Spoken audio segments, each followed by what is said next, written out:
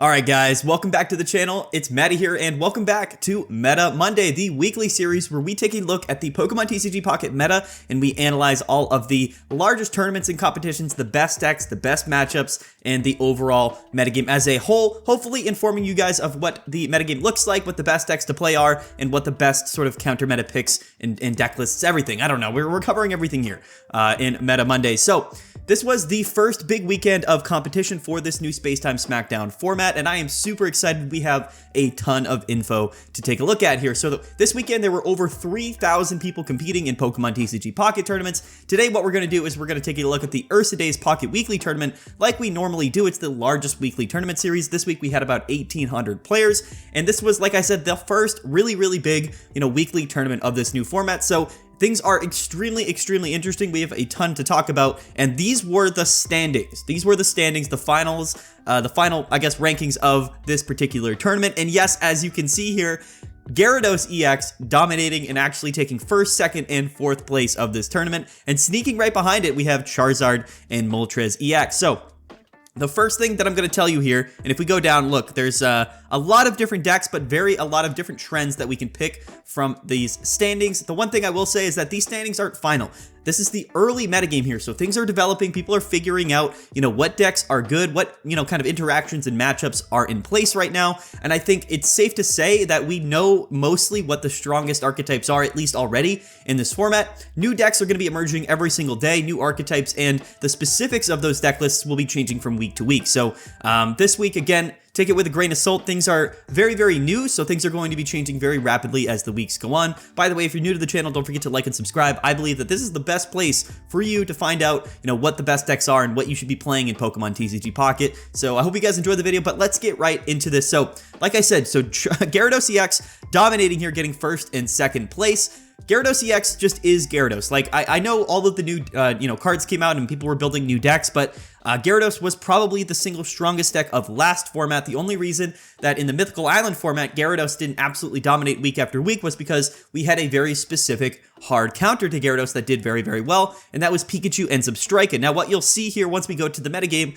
not a lot of people were playing Pikachu and Substrika, but as we'll kind of find out here, that people are going to have to play Pikachu Substrika because it really is the only specific hard counter to Gyarados, which of course is still one of the strongest Pokemon in the entire game. But that being said, we also see Charizard up here, and this wasn't really a surprise to me. When I looked at the overall metagame of all of the new decks that people were playing, whether it was Palkia, Dialga, or Darkrai, any of the new decks, Charizard just fit really well into this current metagame. It's not the most consistent deck in the world, however, with Pokemon Communications, it is actually more consistent, so it has gotten a considerable buff.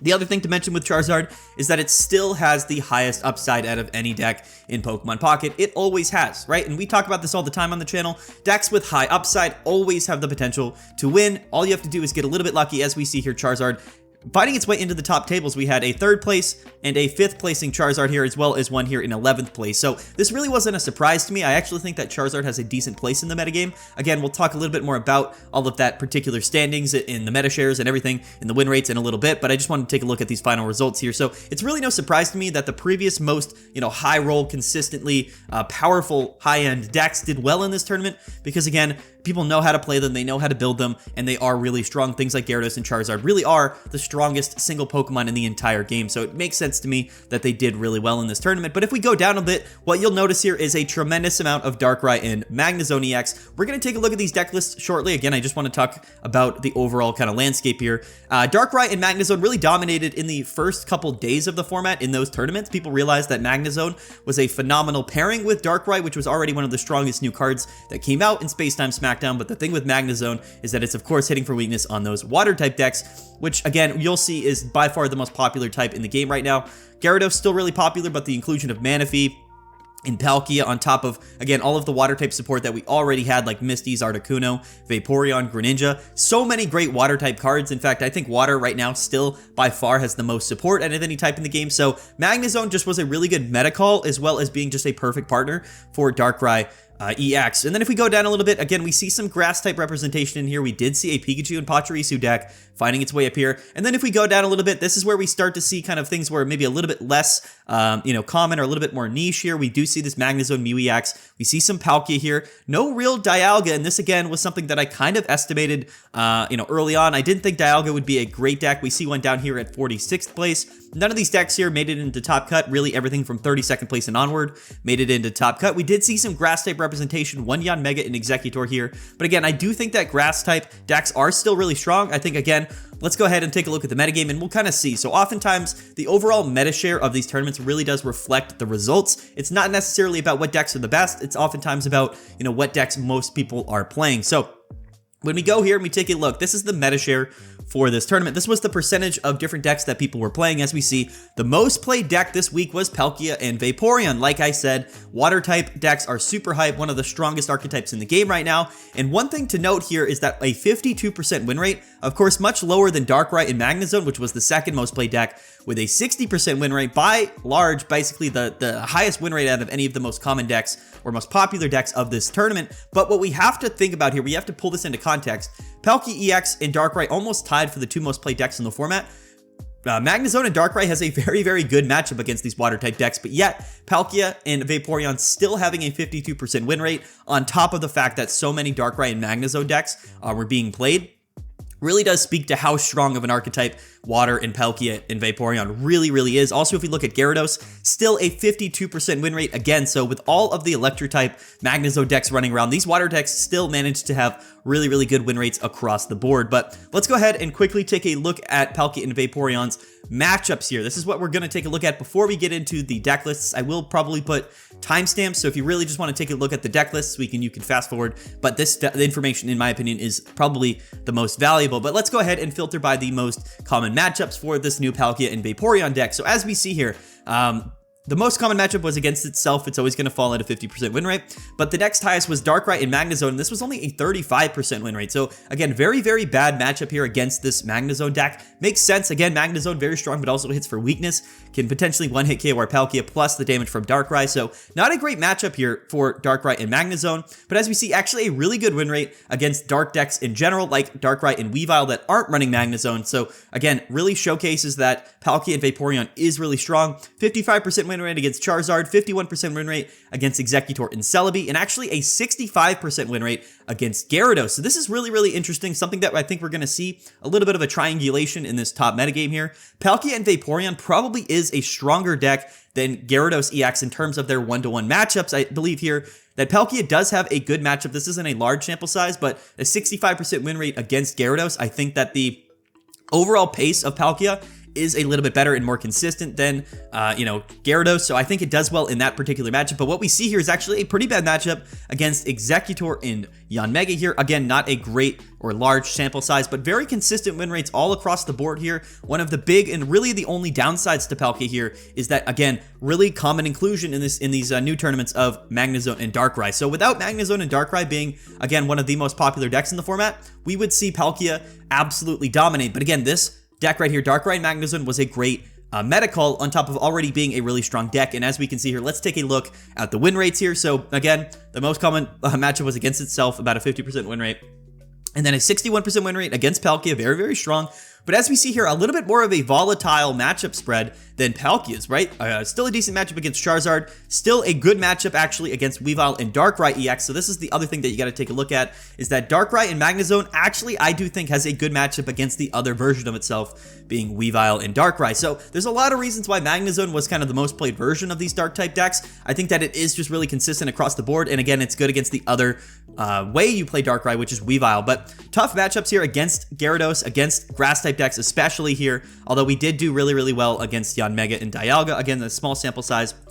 And of course, a really good matchup against Pikachu and Mewtwo. So here's the thing. I think that decks that don't necessarily have a ton of high-end damage, things like Dialga and Yanmega, honestly, as well as, Weavile and Darkrai, really do struggle against Magnezone, because hitting for that potential 111 damage is really strong. Again, it's just a little bit more consistently high-pacing damage into the mid to late game against things like Weavile and Darkrai, which again can only hit for 70 and 80 damage. And again, things like Exeggutor or Yanmega and Dialga really can't hit for much much damage either. So if things aren't being able to one-hit KO your Magnezone or your Darkrai, I believe that you're going to have a really tough matchup because the damage is so early, it's so consistent, as well as decent into the mid to late game, Magnezone providing a lot of damage. So this matchup spread a little bit more volatile as we see here, not as consistent as something like the the Palkia deck, but very, very good in some particular scenarios. Again, really good against Dialga, which honestly struggled in this early game.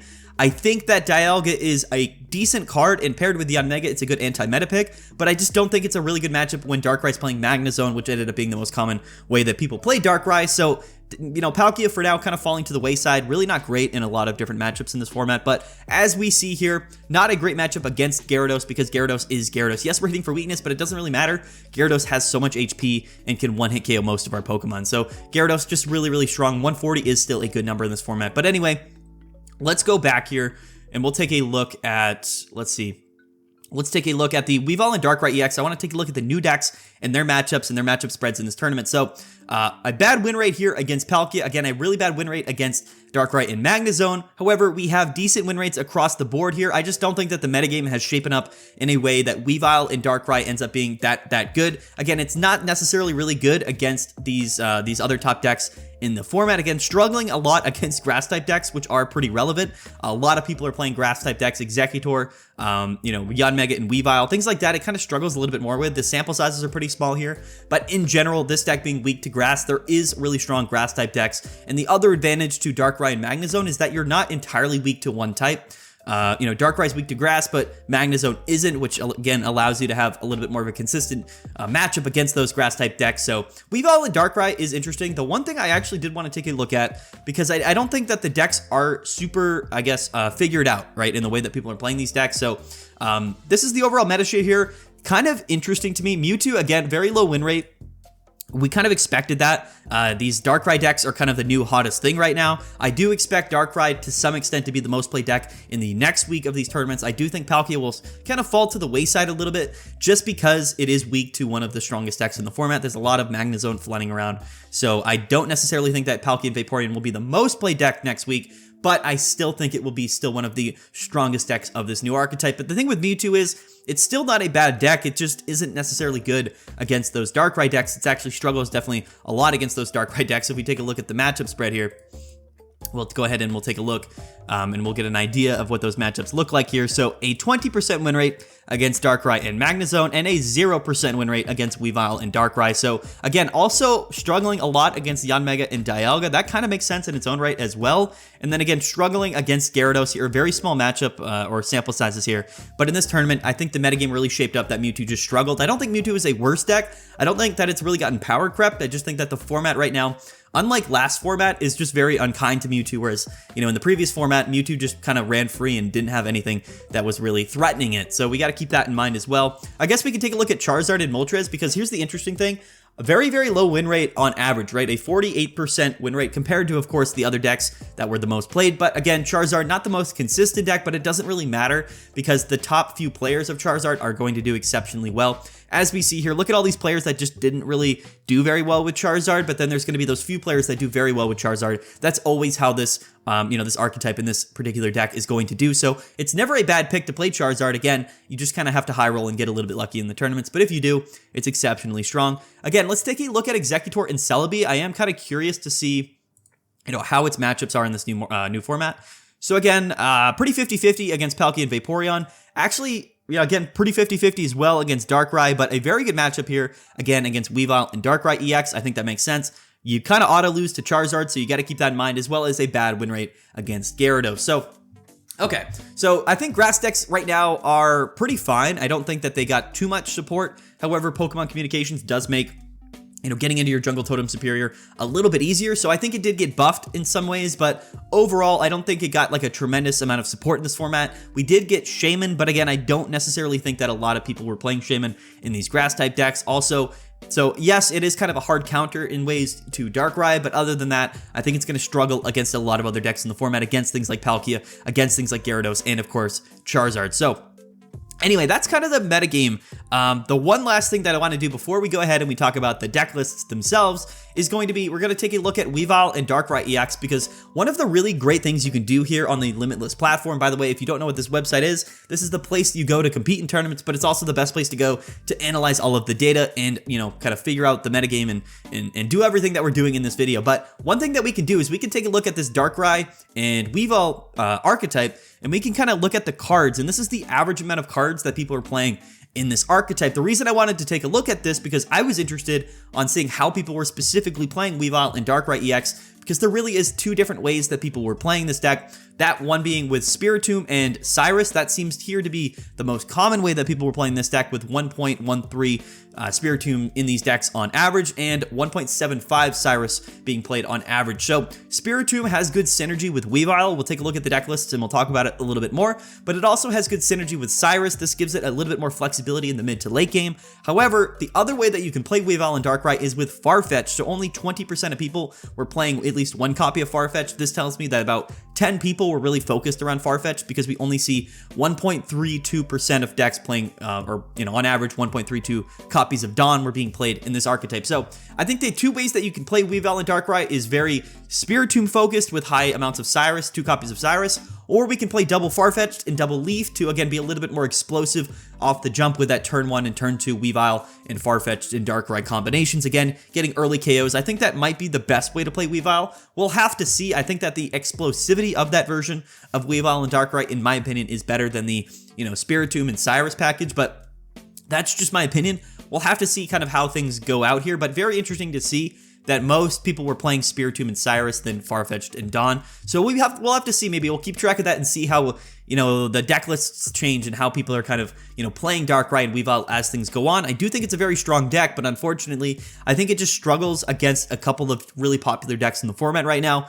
That doesn't mean it's not a good deck. Yes, it had about a 48% win rate, but again, the meta this week wasn't necessarily kind to Weavile and Darkrai EX. However, not a big deal. I do think that it's still going to be one of the strongest contenders right now. Again, I just think Darkrai and Magnezone is a little bit better because of how many people were playing water-type decks. If you look, 162 people playing Palkia, 70 people playing Gyarados, and a lot of people playing, you know, Starmie Palkia. If we go down here, we can see Articuno Palkia, Greninja Palkia. So there's a lot of different water decks. The other thing, too, to keep in mind is that a lot of people were playing, like, you know, miscellaneous archetypes, right? So basically, early in the format, the way that Limitless categorizes decks changes a little bit. But, you know, until people really settle down on, like, what the best way to play specific archetypes and specific decks are, we're going to see stuff like this where just, like, hundreds and hundreds of people are playing decks that aren't necessarily categorized accurately. So, but I don't think that's necessarily a bad thing. I think in this format, we're going to see a lot of really unique decks do well, because there isn't probably really one great way to play decks. There's going to be a lot of specific meta calls and really unique archetypes that people end up playing. So that's why we see just a massive collection of all of these different, you know, different types of decks, because there is a lot of variance in this format, which I think is a good thing.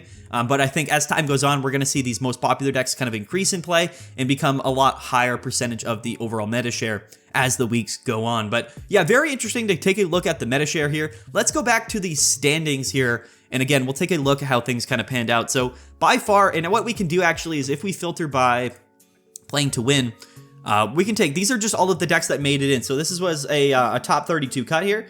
And yeah, the majority of the decks in this top cut were Darkrai and Magnezone. Again, I think it was probably the best meta call in this particular format. But if we go down into this top 32 bracket standings, we end up seeing a lot of Palkia and Vaporeon. So yes, I think Palkia and Vaporeon was one of the strongest decks of this tournament. I think it will remain one of the strongest archetypes in this entire format. Unfortunately, at least for this week, there was a lot of Magnezone and Darkrai that also made it into top cut, which meant that it's single elimination, so a lot of the Palkia and Water-type decks kind of fell a little bit lower in this, you know, in this final cut bracket. They just didn't make it very far because the chances are they ran into a Darkrai and Magnezone player pretty early on, and I think that's just the way it goes. However, like we saw here, Gyarados and Greninja doesn't have a bad matchup really against Darkrai and Magnezone, not like, you know, Vaporeon and Palkia does. So again, it kind of makes sense here that they kind of floated up to the top. Again, I just don't think people were really counting for Gyarados, especially in this new format. Like I said, people were playing all of the new decks. So Gyarados was like, listen, I'm still the big dog here. I'm still one of the strongest decks of this format. So you kind of have to respect me. You disrespected me this week, and we popped off and we won the first tournament of the Space-Time Smackdown format. We'll have to see how the meta, you know, adapts and changes to Gyarados, because again, it's so strong. No matter what, we have to account for Gyarados Pikachu and Zebstrika will end up seeing play. It just has to, because it's one of the only things that's able to keep Gyarados and Greninja in check. Now, the one thing that we notice here is that fighting representation was very, very limited here, especially in Top Cut. Also in the metagame, there wasn't a lot of fighting decks really at the top of the metagame. In fact, it wasn't really represented at all in this tournament, right? I mean, none of the top 10 archetypes were fighting, which is very, very surprising to me. With all of the dark type decks floating around, yes, they're weak to grass, but they still have a good matchup spread, right? Because they're fast-paced, they're aggressive, and we can kind of avoid hitting those Druddigons in the active spot. That's the other thing you got to keep in mind here. Darkrai, EX, and Magnezone does play Druddigon. So basically, Druddigon's still dominating the format. That's one thing to take away here. Basically, almost all of the decks here in Top Cut were playing Druddigon. That's how strong Druddigon is. Especially, it pairs really well with Greninja, but also Darkrai EX, so it's just still one of the greatest cards in the entire game right now. Probably one of the best leadoff options. It's gotten buffed, honestly, by the Rocky Helmet, but it's just really good in general. A lot of less bench sniping cards in the format, at least at the moment right now. Not a lot of Zebstrika, not a lot of Hitmonlee. So unfortunately, Druddigon just ends up being one of the strongest cards that you could possibly play. And I think that's reflected in the results here, basically. So if you think about Gyarados decks and, Darkrai Magnezone decks all just being Druddigon decks, there are quite a few of them, as well as all of these Greninja decks, in the Top Cut, basically. Greninja pairs really well with Druddigon. So Druddigon did really well in this week's tournament, but there was one fighting type deck here, at least, that got high up. It got top 8 here, which we will take a look at. But very interesting. So there was some electric type representation here in Top Cut. There was one, Pikachu deck. There was one Pachirisu deck, and of course on top of the Magnezones. But I mean, other than Magnezone,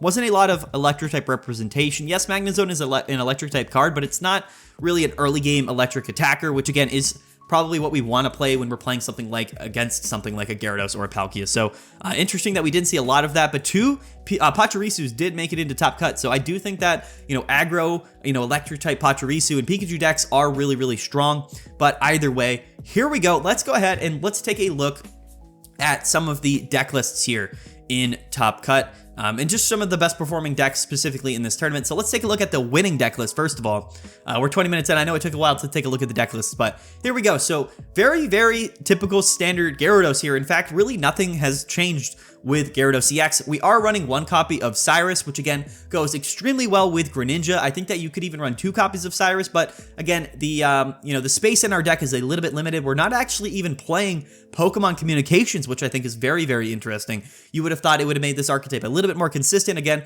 with all of the evolution Pokemon that we have here, but I think that it didn't really matter. I think Gyarados is still fast-paced and still consistent anyway. Also, Cyrus with Greninja, so good in the late game, basically. Guaranteed targeted Gust included into Gyarados makes it that much better and that much, I guess, more consistently dominant in the mid to late game, once we're trying to finish KOs with Rampaging Whirlpool. Again, 20 damage from Water Shuriken plus the 40 from Gyarados is 160. That's just KOing almost everything in the entire format, especially since we can just bring anything we want into the active spot with Cyrus and Druddigon combining with Greninja. So much chip damage. Gyarados, so much HP. We don't even need to run Giant Cape. We have 180 HP. We're just safe from getting KO'd by most things in the format. It's just so strong. Gyarados, one of the greatest cards that we've ever seen. Let's take a look at the second place Gyarados list, see if it's any different.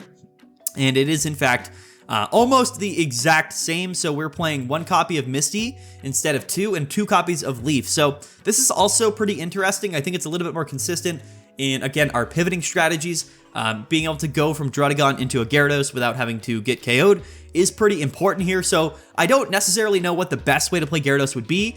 Misty's is Misty's, but the thing with Gyarados is it isn't really relying on Misty. Even if we're just attaching to Gyarados and we can just attack on turn 4 or 5, that's typically enough anyway to win the game. Like I said, we're not really threatened from a pacing perspective because there's not a lot of Zebstrika or Hitmonlees that are going to KO our Magikarp. So that's the one thing we have to keep in mind here. If we're not accounting for, bench sniping Magikarps, then Gyarados is just going to absolutely dominate the format because it is still the strongest or one of the strongest cards in the entire game. So again, we have to keep that in mind. People aren't even really adjusting too much to their Gyarados decks. Like I said, the 1 copy of Cyrus is still a massive buff to Gyarados. Let's take a look at this top 4 version of Gyarados, and we see here, okay, a little bit interesting. So we're actually playing 1 copy of Druddigon and 1 copy of Kangaskhan. not too shabby here. Again, I think that Kangaskhan is actually a good card. People just don't really play it that much because they think Druddigon is better, but basically they do effectively very similar things. Kangaskhan does require us to attach an energy to it, so if we're playing Kangaskhan, I think 2 Misties is probably the correct choice here, but like I said, Kangaskhan can do damage to our opponent's active Pokemon without relying on getting attacked. So it is a little bit more consistent and aggressive in that early game approach, but we do have to commit an energy to Kangaskhan to do those Dizzy Punches, to do that damage. So this is interesting. Again, I wouldn't spend too much time thinking about Kangaskhan and Gyarados. I think that it's fine. I think that it doesn't change the deck that much, and it's just Gyarados. Gyarados is Gyarados, and again, we didn't really account for it. People didn't really account for it this week, so it dominated, especially in Top Cut, and that's what we're probably going to see unless things change because Gyarados is so strong. I'm going to take a drink here. I might edit that out. I might not. I apologize, but yeah, okay. Where were we? So Charizard EX. Let's take a look at a new version of Charizard. What on earth are we looking at here? Okay, so what is happening? Okay, so this is Charizard in Moltres, no Arcanine here, but we do have an inclusion of Shaman. I actually kind of like this in a lot of different ways. Shaman is one of the best counter cards to Darkrai. Again, Darkrai doing 20 damage to us every turn can be a really big difference, but Shaman cuts that down to 10 because we're able to heal for 10 damage every single turn. So I really do like Shaman. On top of Giant Cape, increasing Moltres' HP to 160 makes it a lot more tanky. And again, we just are entirely relying on the Charizard strategy here. And fire decks in general right now, I think, are really good to run Dawn. Dawn makes this matchup or this archetype. Basically, Dawn makes these fire decks that much more consistent.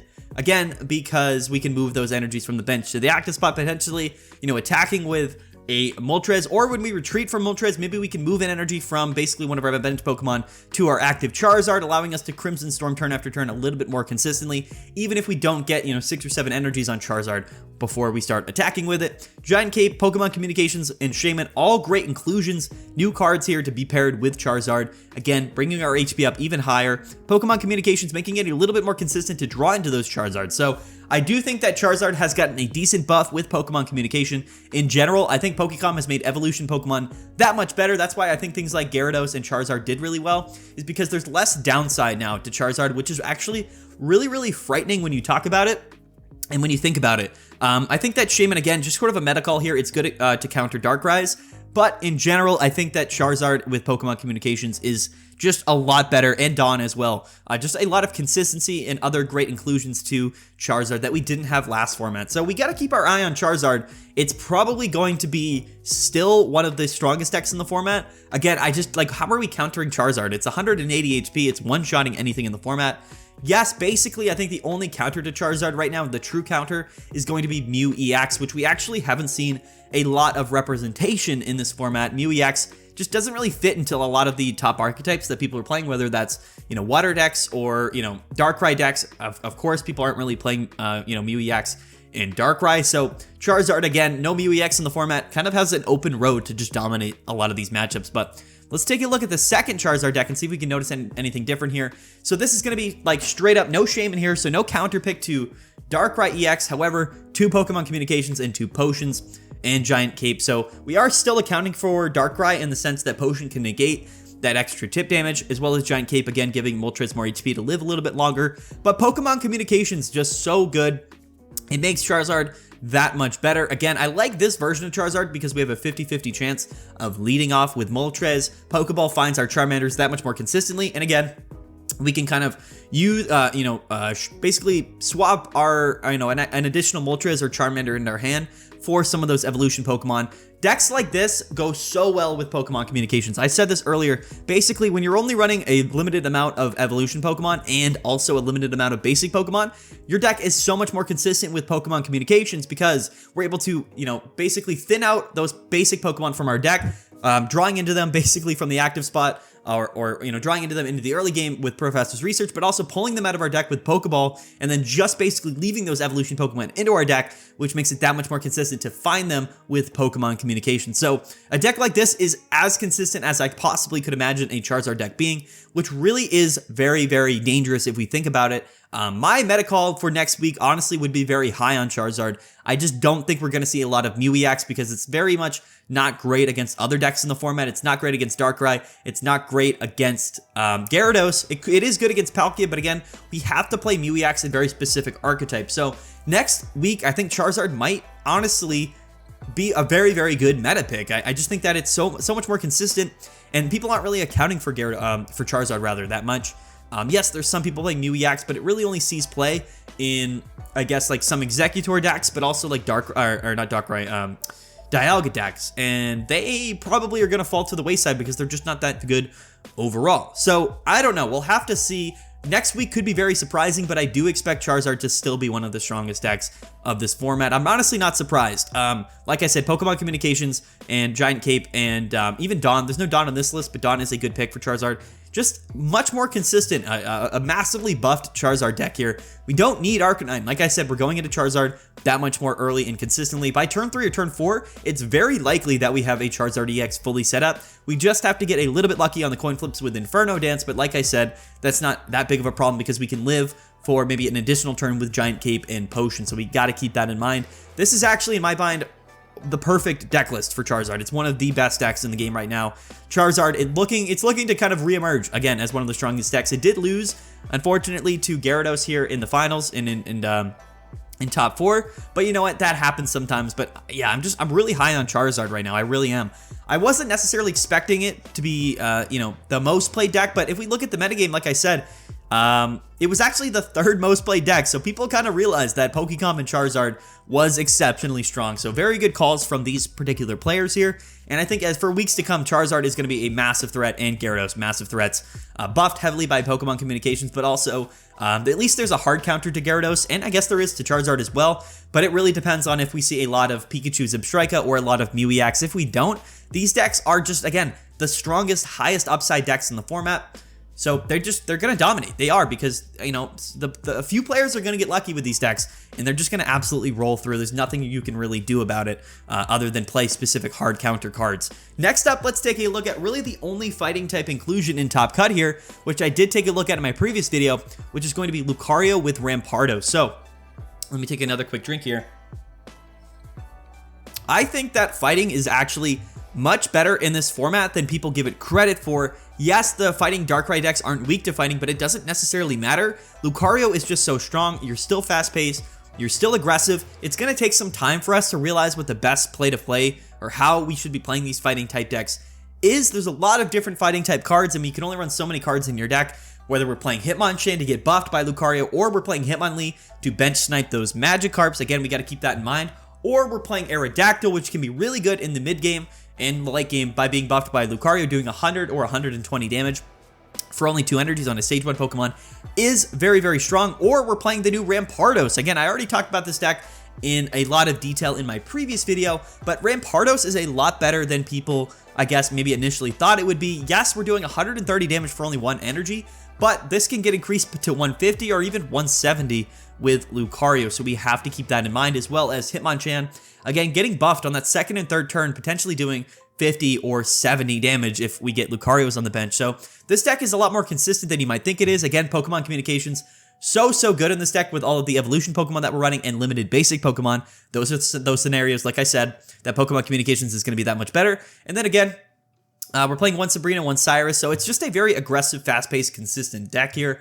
I think fighting is a lot better than people give it credit for. I think Lucario will emerge again as one of the best decks, or one of the best cards in this format, because I do think that it makes fighting decks that much better. It gives them more reach, a little bit more, staying power, or I guess fighting power in the mid to late game that fighting decks really did struggle with in last format. They really did struggle against decks that really just kind of stalled out and were really powerful in the late game. We just didn't have a lot of, hitting power other than those sort of really fast-paced cards. This deck, not playing Hitmonlee, not playing Marshadow, which is interesting. However, I do think Hitmonlee and Marshadow with Lucario is exceptionally good. It just probably didn't see that much success or representation this week, but that doesn't mean that it's not a strong pairing and that, that type of fighting deck isn't strong, because I do think that it is. But I think that next week we should see more fighting type decks because it just has a really good, strategy. I think it's fast-paced, it's aggressive, and it's decent. It's better now in the mid to late game, so I think that's a really big deal. I guess we'll take a look here just at some Darkrai and Magnezone decks. A lot of people have seen these kind of versions of these decks here, and I don't have too much else to say. I've talked in detail about this deck in previous videos. It's just one of the most well-constructed decks in the entire format. Again, featuring Druddigon, featuring Darkrai. That's 40 chip damage every turn potentially if we're getting attacked. Basically, the upside here to this deck is that we can kind of leave Druddigon in the active spot, again, doing chip damage, doing additional chip damage while we attach to Darkrai and set it up, and Magnezone just sets itself up. We don't have to even worry about it, and it can hit for 110 damage, hitting for super effective against those water-type decks. So the synergy with this archetype is phenomenal. I think that we're going to see Druddigon and Darkrai a lot. I think that Darkrai and Druddigon is probably one of the best combinations in the game in general. If we're not playing Druddigon with Greninja, I think we have to play it with Darkrai. It's just so much additional chip damage, very consistent early game pressure as well with Druddigon, and that Nightmare Aura ability from Darkrai. And again, yes, we can use Cyrus and Sabrina in this deck, Giant Cape, to bring Magnezone and Darkrai up to 160 HP. That makes it a little bit safer from getting KO'd in a lot of different scenarios. And again, still a lot of room in the deck to play things like Pokeball, Pokemon Communications, Research, and Leaf to, again, bring those Druggons or that Darkrai out of the active spot. We're playing the new Magnemite, rather.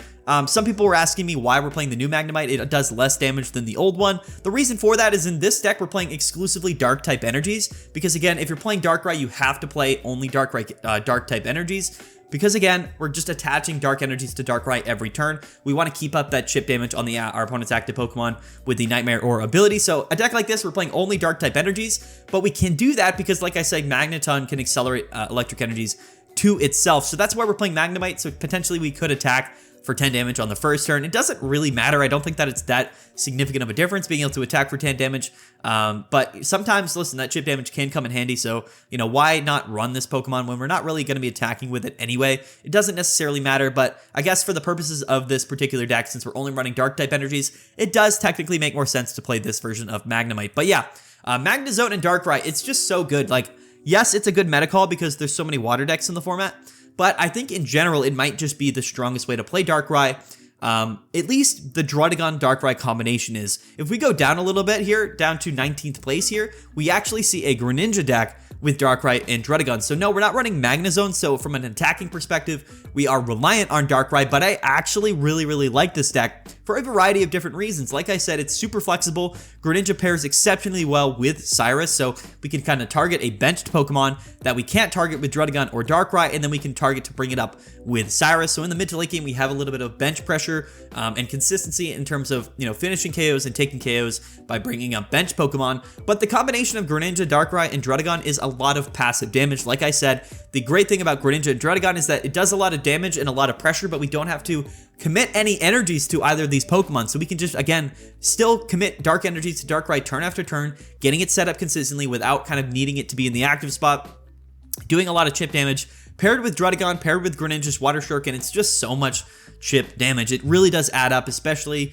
if we go into this Greninjas even earlier on, because Pokemon Communications, again, buffing Greninja, this deck running 6 basic Pokemon, 4 evolution Pokemon, a very good deck here to be playing Pokemon Communications. Again, making Greninja that much more consistent, being able to get into Greninja that much more consistently. So this is something that I actually wanted to spend some time and talk about because, yes, there are scenarios, and I think that as the format shapes and as it evolves here as time goes on, I think water decks, at least Palkia decks and Articuno decks, will probably become a little bit less common because they're going to be a little bit afraid of all of those Magnezone decks running around. But that being said, if less water-type decks are being played, I actually like this Darkrai deck version better than really any other version of Darkrai because it is just so good. It doesn't have a bad matchup. Like, yes, technically, we can get revenge KO'd by Grass-type Pokemon, but we should be one-shotting anything anyway with Darkrai because of that additional damage that we're doing with Water Shuriken and Nightmare Aura every turn. If you think about it, if Greninja is set up and Darkrai set up as well, basically that's 120 damage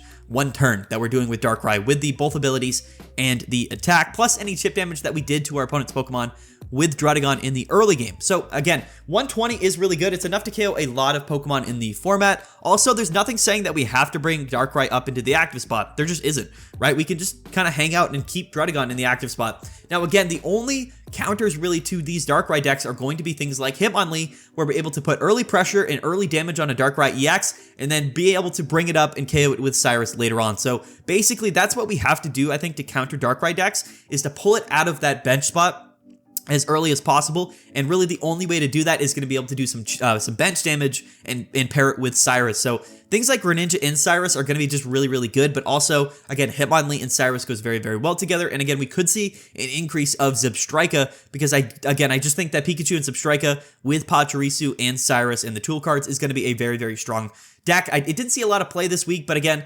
based around how the format is formulating right now and how things are shaping up, I think that bench damage with Cyrus is going to be basically needed.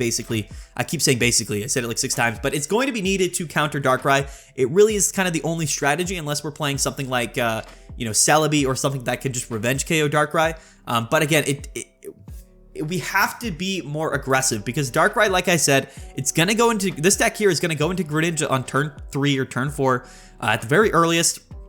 And then we're going to just, do some chip damage to your bench, Celebi or whatever, and then bring it up with Cyrus and just KO it before you can KO us. So that's really what it comes down to, is can we get that bench pressure early off, and can we get that Cyrus, bring it up into the active spot and KO it before they can do that to us. So that's something that we keep in mind. I think that's why this Darkrai deck is probably going to be, in my opinion, one of the best ways to play Darkrai as time goes on, especially if water type representation goes down and Magnezone becomes a little bit less relevant.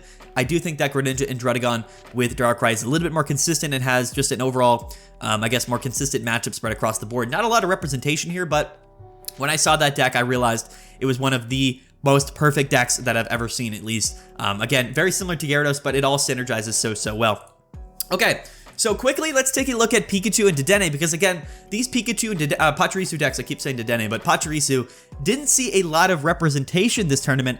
Also, things like Skarmory didn't see a lot of representation, but these are archetypes that I think are really, really strong. So that's what I would expect to see. Probably more, Pachirisu and Pikachu decks. No Zebstrika here, which kind of is tough to see. We are playing the Electabuzz, but I don't think Electabuzz is necessarily, as fast-paced as we would like it to be. I think Zebstrika probably a little bit better here. We could cut the Zapdoses and the Electabuzz and just play 2 Blitzel, 2 Zebstrika, and then still play 2 Rocky Helmet and 2 Giant Cape. And that's, in my opinion, that's how I would play Pikachu and Pachirisu right now. Yes, we don't have necessarily that much attacking power. People are still pretty high on Zapdos, but I have never really been a Zapdos believer. I would rather just do more consistent early game damage. And again, with Darkrai, I think we're going to have to put that bench pressure on. And again, pairing it with Cyrus is just that much better as well. Dawn also pretty decent. So again, Dawn kind of acts as a replacement to Lieutenant Surge in a lot of these decks. I think it pairs well with Electabuzz, but also it helps us set up Zapdos a little bit more consistently. So Dawn is a buff to Zapdos. If we are going to play Zapdos, Dawn is a great partner to it. We can play X-Speed, retreat out of the active with Pikachu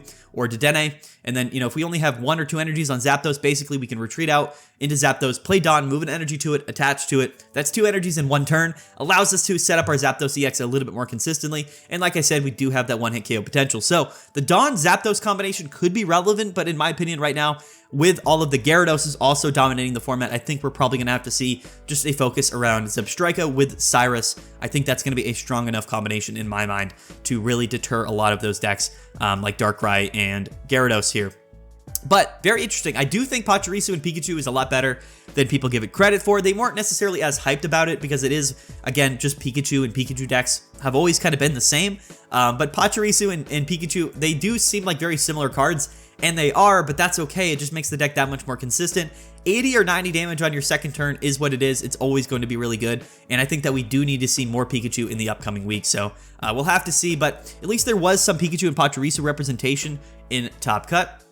Let's take a look at a Celebi deck and see if anything has changed here. Yeah, nothing else really has changed. We are playing a copy of Cyrus instead of a Sabrina here, but we are including 1 Giant Cape. This is going to buff the damage or the HP here from either Executor or Celebi, which can come in handy. Technically, I would say Rocky Helmet is a little bit better for Executor, but, I mean, again, similar to Charizard, like Celebi and Executor and Jungle Totem is still one of the strongest decks in the game. The late game upside is so good. Executor still one of the best cards in the format. I think that it didn't see nearly enough play in this format. I think it does really well against Darkrai. Erica's plus Giant Cape plus Executor is just really good. It's a great counter to Darkrai decks, and it's also pretty good in a lot of different scenarios as well. Pokemon Communications, again, making decks like this that much more consistent with all of the evolution Pokemon that we're running here. I actually like the 1 Snivy, 1 Servine, 1 Superior, again, because I think the emphasis on these grass-type decks still should be on Executor because, again, it is still, in my opinion, one of the best cards in the entire format. And like I said, it is buffed heavily now with Pokemon Communications, making it that much more consistent. We could just see straight Executor decks. I don't know if Celebi or, Jungle Totem Superior is really needed in this format, but it is still a tried and true strategy, and it is still one of the strongest cards in the game. So I'm not too surprised by that, but I would expect to see more Electric type decks and more Grass type decks and Fighting type decks, hopefully doing better in next week's, tournament. But next up, let's take a look at Palkia and Vaporeon. So like I said, this archetype is exceptionally strong. Unfortunately, I do think that the format right now isn't super kind to Palkia. Again, I think a lot of people playing those Darkrai and Magnezone decks, which counter Palkia really well, but we still saw this archetype have a 52% win rate in this tournament, basically on top of the fact that we had all of those Magnezones. So I think, to me, that showcases that this is also one of the best water type decks in the format. It didn't do well this tournament because it is countered heavily by Darkrai and Magnezone, whereas Gyarados really isn't heavily countered by that deck, even though it's a water type deck. Also, all of the Weavile and Farfetch'd and Darkrai decks really do like going against Manaphy's because we can KO it on our first or second turn almost all of the time, so we got to keep that in mind. Manaphy only have 50 HP, but the cool thing with this deck is that we can attach Giant Cape to Manaphy. I think that, in my opinion, this is one of the strongest decks in the entire game. It kind of auto-wins a lot of matchups because being able to Dimensional Storm back-to-back with a Giant Cape attached Palkia is almost unbeatable. Cyrus so good in this deck. I think that this deck is almost perfect. Like I said, didn't have a great position in this metagame, which is why it struggled in Top Cut, at least this week. But Palkia, Manaphy, and Vaporeon is probably, if not the strongest combination in the entire game.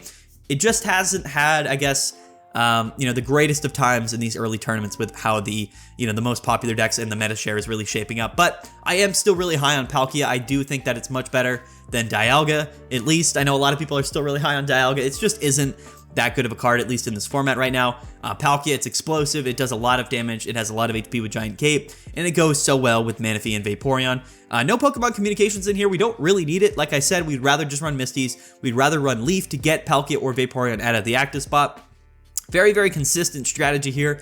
Yes, if we don't draw into our Vaporeon early on, it can be a bit of a struggle, but if this Manaphy lives for 2 or 3 turns, the game is almost over. Unfortunately, though, like I said, the combination of the chip damage with Darkrai and Magnezone is enough to one-hit KO Palkia even with Giant Cape, so that is a little bit unfortunate in its own right. But at least at the upside here is that, Palkia is still really good. Still one of the strongest decks, I think, in this new format. We'll have to see. I do expect it to really dominate in the upcoming weeks, but it could see a pretty massive decline in play, again, since so many people are playing Magnezone. They might move off Palkia, but it will come back later in the format, especially when, the metagame becomes a little bit more kind to Palkia. I do think it's still one of the strongest decks in the game. Let's take a look at this here. So this was our only representation of a Skarmory, an aggro Skarmory deck, which again, people are sleeping on Skarmory. 50 damage turn 1 is absolutely crazy. We are able to also incorporate Mew-EX here. This deck just flows really well. It's very consistent off the jump. The upside with this deck here, again, is that it's fast-paced, but also we can incorporate things like Mew-EX in this format. I think that this is another great pairing to Magnezone. It's a little bit more like in your face, whereas Darkrai is more like kind of sitting back and just doing, chip damage and kind of putting a threat here, or kind of presenting a threat while we're kind of, on the back line. Whereas Skarmory is very much in your face. It's like, listen, it's turn 1, you're going to get hit by 50 damage, and you're going to get hit for 50 every turn until you KO our Skarmorys. The other great thing about Skarmory is we can just go into another Skarmory and just keep hitting for Metal Arms, potentially taking 1 or 2 KOs before we even go into our Mew-EX and our Magnezone. So I really would like to see this version of Skarmory and Magnezone see more play, or other versions of Skarmory decks. We took a look at a Bastiodon Skarmory deck, which I did think made it into Top Cut. I featured it in my previous video. Where is it here?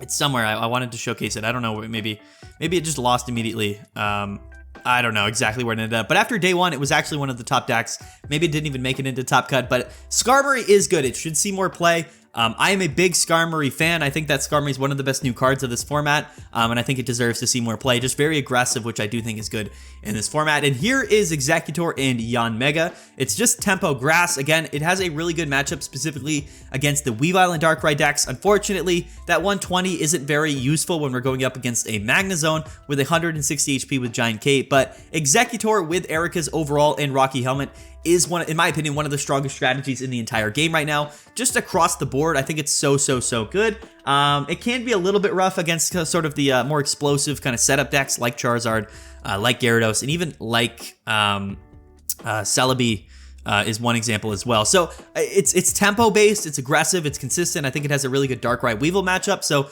I do think that there's a place for Yanmega in this format. I just think that right now, if Charizard and Gyarados are dominating, Yanmega isn't necessarily, again, that useful, and it's not useful really against Magnezone. So we'll have to see, where Yanmega really places in the format. I think it is sort of a dark horse, but I think that the way that people are playing Darkrai predominantly right now with Magnezone makes, Yanmega just not that valuable of a card, in my opinion, at least as much as it possibly could be. I wasn't expecting the Magnezone decks to pop off. That really is kind of the big surprise of this format. But like I said, I think that if less people are playing Palkia, Magnezone will have sort of less room to dominate, but it still is one of the best decks in the format, so we got to keep that in mind at least. Let's take a look here at this Pachirisu deck. This is a very interesting one.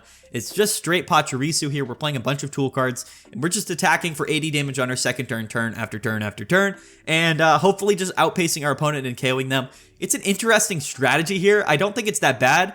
Honestly, I really don't. I think it's better than Articuno because, again, it's just consistent. It's not about high rolling like the decks that just played Articuno and nothing else were about like drawing into Misties and just popping off. The good thing about Pachirisu is it isn't necessarily a luck-based deck. It's just, hey, I'm doing the same thing every game, and if you can deal with it, you can deal with it. If not, I'm just going to beat you down for 80 damage every single turn. So it's actually more consistent than you would think it is, and it's actually quite flexible, again, with all of the damage modifications here with Rocky Helmet, Giovanni, Sabrina, Cyrus, Blue as well. So, I mean, it's a funny strategy, but again, Tempo Electric isn't bad. Again, I just don't think we're necessarily great against those late-game setup decks like Gyarados and like Charizard especially. So that can be a little bit of a struggle, at least, but on the upside, I do think that Dedenne and Tempo Electric cards like Pikachu are still good in this format. So a little bit disrespectful, I think, for people not to play them that much this week, but they were probably more apt to play some of the new cards that we're a little bit more excited about. Okay, so let's take a look here at the highest placing Weavile and Darkrai deck, which interestingly wasn't even playing any other Pokemon. It was just playing Darkrai, Weavile, and Sneasel. No Spiritomb. No Farfetch'd. So again, just more of a consistency build, really relying on that early Weavile combination. The cool thing about this deck here is that Pokemon Communications will almost always find your Weavile EX because we're running such little copies of these cards in our deck. 2 copies of Cyrus I thought is certainly very interesting, but 2 copies of Cyrus and 1 Sabrina with 2 giant capes. So this could be just the max consistency Weavile build. I think it's fast-paced. I think it's aggressive. It's not super reliant, I guess, on that first turn going second, but it is very reliant on that second turn going first. And in those particular matchups, we are, of course, very, very strong, very consistently attacking with Weavile EX in a way that I think is very, very good. 1 copy of Dawn is interesting. I maybe would have played 2 copies of Dawn and maybe just like 1 Sabrina, 1 Cyrus. I don't know. But you know what? I don't necessarily think it matters how we're playing Weavile and Darkrai EX, at least right now. I think it's got the strengths that it has the strengths in, but it does struggle in the matchups that it struggles against. It's fast-paced, it's aggressive, but again, we didn't really see these aggressive decks do well in this tournament. We saw things like Charizard and Gyarados, those sort of mid-range sweeper decks, do well because they got buffed, like I said, by Pokemon Communications. So it's tough to play aggressive decks in the format right now. I think we probably have to switch to more tempo-based decks, specifically electric-type decks. So again, I would recommend playing Pikachu. I really, really would. If we're not going to play Gyarados or Charizard, at least. Because like I said, those mid-range setup and sweep decks got that much more consistent with Pokemon Communications. I think that was heavily reflected. Tempo-based decks like Magnezone do very well, but I don't know. We'll have to see. I think that for Gyarados, like I said, we're going to have to attack in, Substrika or Hitmonlees to do that bench damage. And Charizard, I don't really know what we can do about Charizard. We're probably going to have to build some really creative Mew EX decks to counter Charizard because of how consistently powerful it still is. Okay, so let's go down. Is there anything else we want to take a look at here? This is, again, more of a tempo-based grass deck with Palkia and Articuno. Very similar to the last deck that we saw. We just cut 1 copy of Eevee for Articuno. I think that Articuno is buffed pretty heavily this format with Cyrus. That Blizzard sprite damage is really good. It's really easy to get this thing set up. Basically, on our second or third turn, we can attack for Blizzard.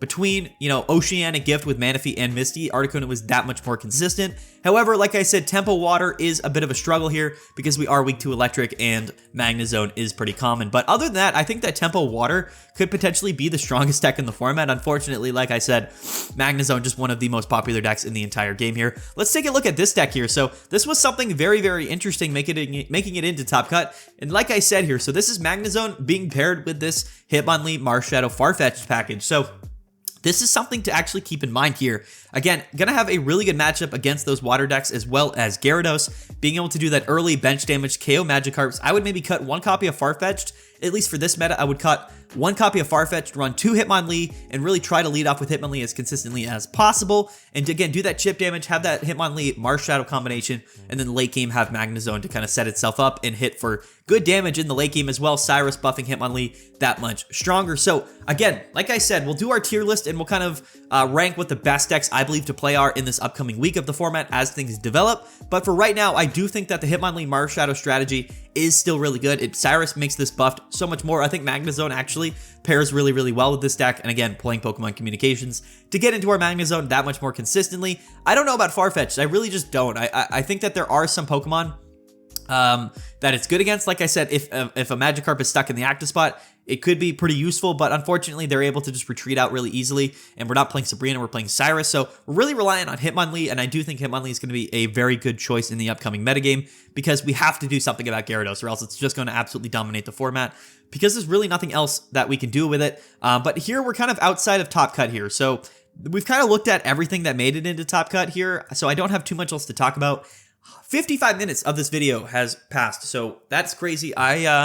I apologize for talking so much. You know what? But listen, it's the first tournament. It's the first Meta Monday of this new format, so there's a lot to talk about. I am really, really excited to see how things wrap up and how things really flow into next week and what next week's tournament looks like. Like I said, Gyarados, Charizard, the upside is tremendous, but they're much more consistent now with Pokemon Communications, so we have to account for that. Yes, people want to play these new decks, but listen, you know, Charizard and Gyarados are what they are. They're so powerful, and they're more consistent now, so we need to hard counter them, or else they really are just going to run away with this format. I think that fighting type, very underrated right now, as well as Zebstrika, just bench snipe, tempo, aggressive, electric type decks should see more play.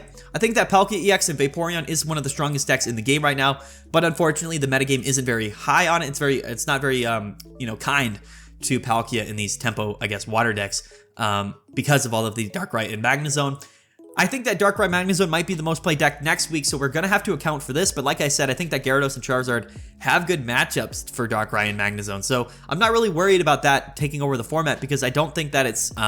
I think that it dominated this week, like I said, because it had such a good place in this metagame, but it's just going to get absolutely dominated by these, you know, setup and sweep decks, those late game decks that we've seen here. So that's the metagame for this week, guys. Don't forget to like the video and subscribe. I really do appreciate the support on this channel over the last few weeks. It's been absolutely incredible. Stay tuned tomorrow. We're going to do our first, you know, meta tier list of this new format. So it's going to be really, really interesting to see where all of these decks rank, in my opinion. Once we kind of put them onto the tier list, I'm really, really excited for that. But anyway, guys, I'm going to get out of here. Sorry for the long video. I hope you guys enjoyed. Like and subscribe. Stay tuned. Peace out. Have a good one. We'll talk to you guys next time.